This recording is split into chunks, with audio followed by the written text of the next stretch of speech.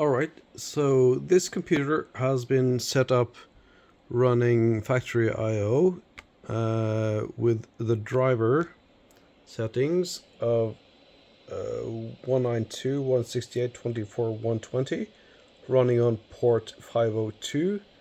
We have input 1 and 0 active.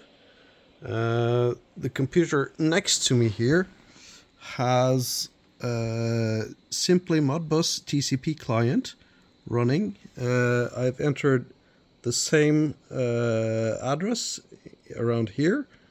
We press connect to get connected to it. It should be like this. We enter the first coil at 10,001 and we can send a request, and we see in the coil registers we have two ones here.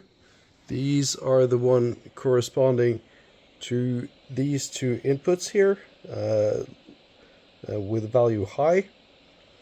We will now try to start the conveyor belt from this PC here.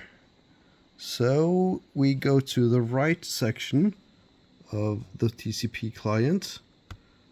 Right, we want to send a value of 1 to the conveyor belt, which is at address 1. Increasing here, and we press send.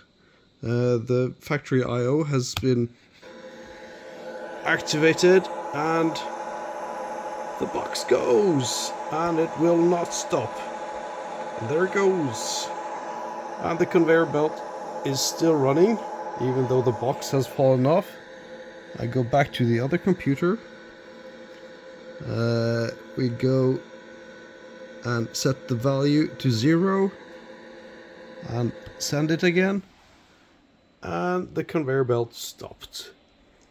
Absolutely beautiful.